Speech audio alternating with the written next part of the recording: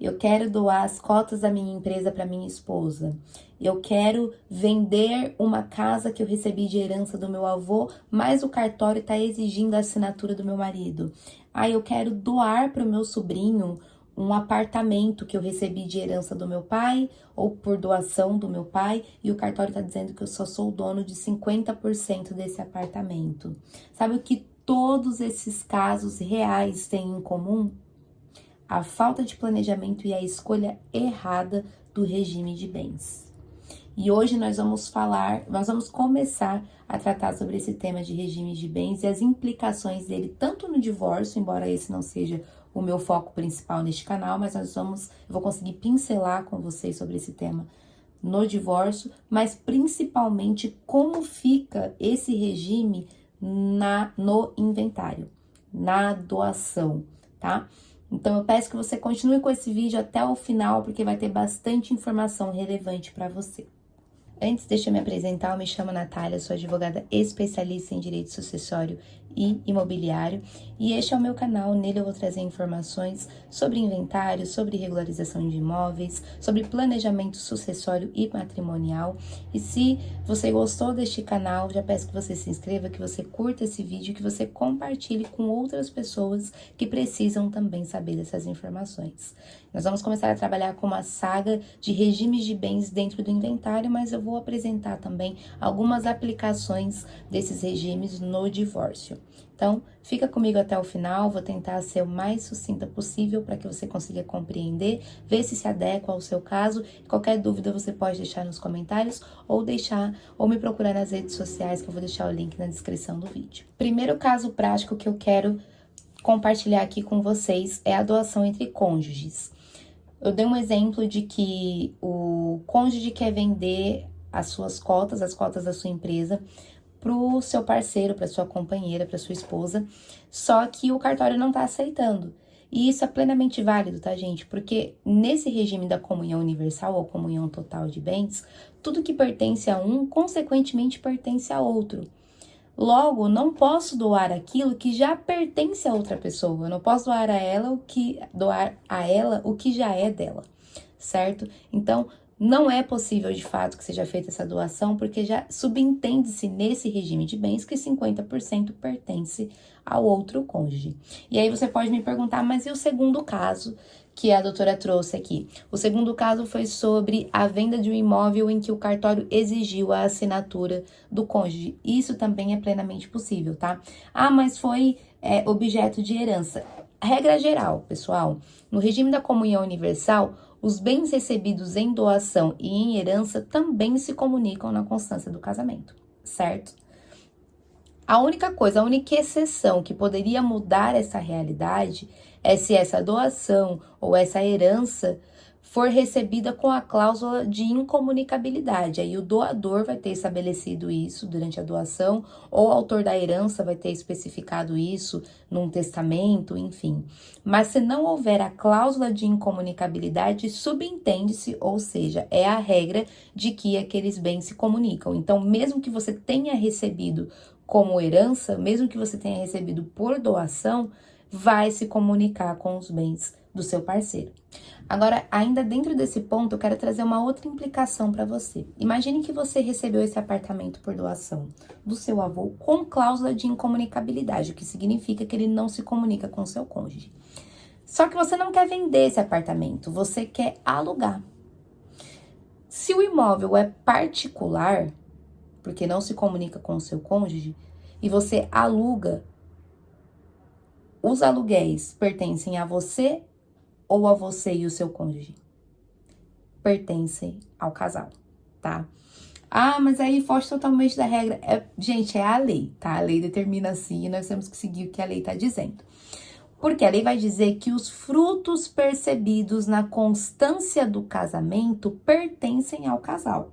Então, no eventual divórcio, como que fica a partilha? Separou os corpos, cessou o pagamento para o cônjuge, que não é o proprietário do imóvel, tá? Então, se a gente está diante ali, vou exemplificar melhor, vou ilustrar, de um aluguel de 8 mil, 4 mil reais para você, 4 mil reais para o seu cônjuge.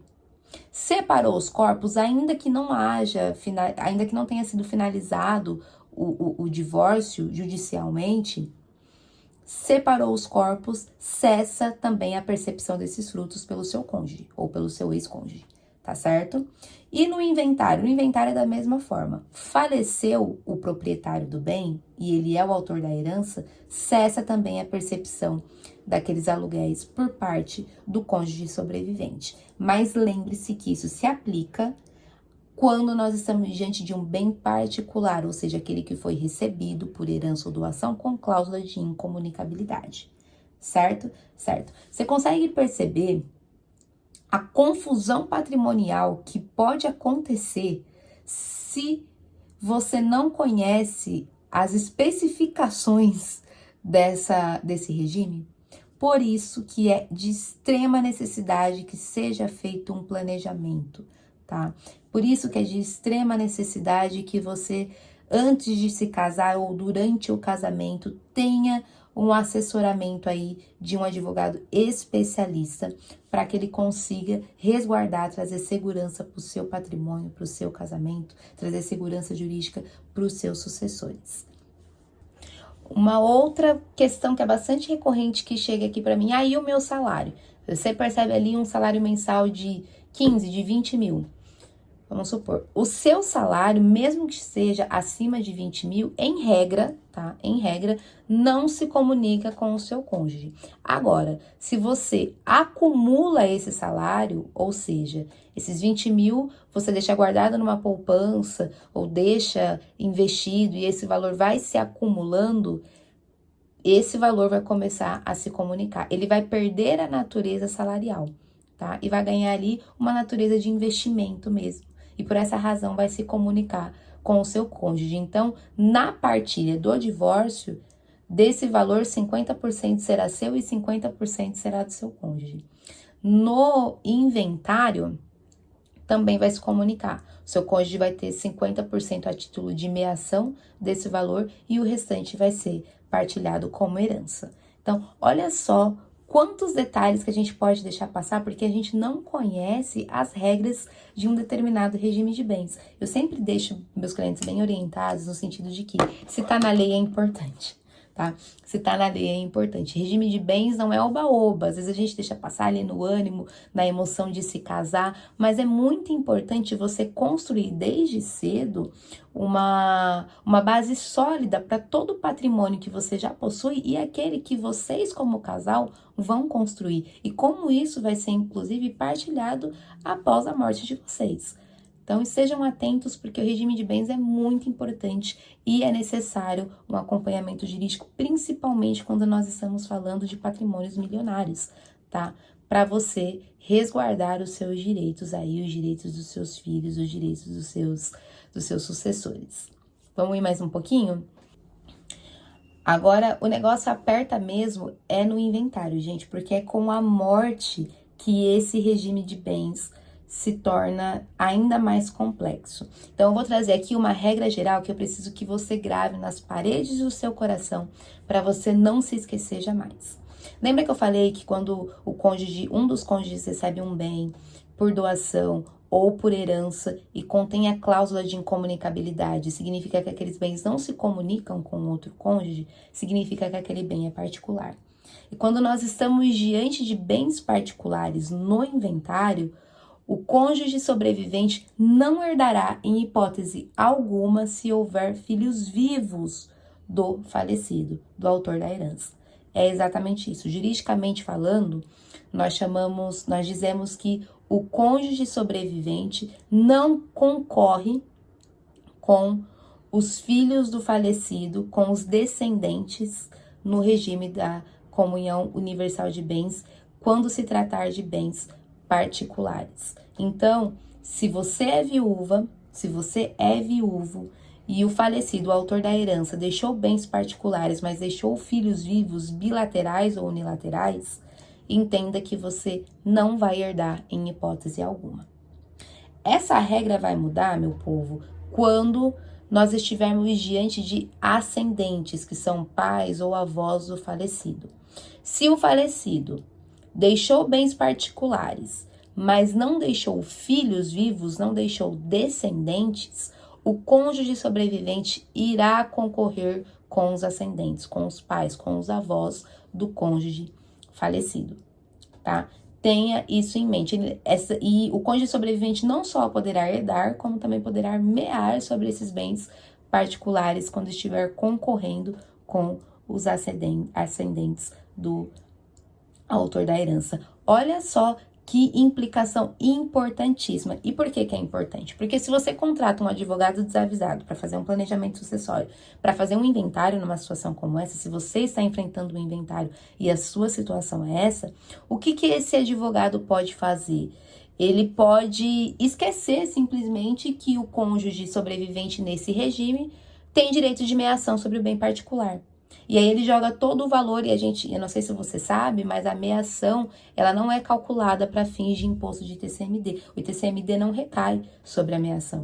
Agora, se o advogado não tem esse conhecimento acerca desse regime de bens, ele vai colocar o valor total e o imposto vai recair sobre todo o patrimônio e você vai perder dinheiro.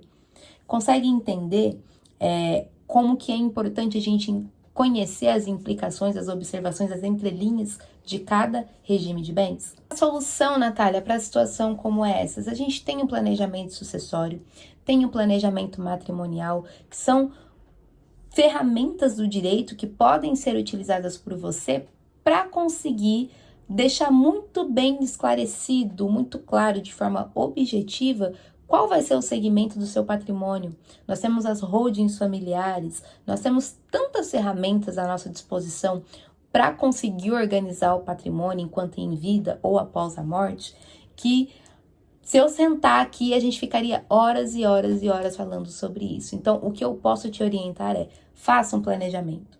Seja um planejamento matrimonial, seja um planejamento sucessório, procure um especialista para cuidar do teu patrimônio, para que você possa ficar tranquilo, para que você deixe as gerações futuras também tranquilas com relação à partilha do que elas vão receber, do que elas têm direito, tá certo? Esse foi o vídeo de hoje, eu espero realmente que vocês tenham gostado, que tenha te auxiliado de alguma forma. Se tiver alguma dúvida, deixa aqui nos comentários, eu vou deixar aqui também na descrição do vídeo meu Instagram, o meu Facebook, fique à vontade para enviar as suas dúvidas ali, certo? Obrigada e até o próximo vídeo.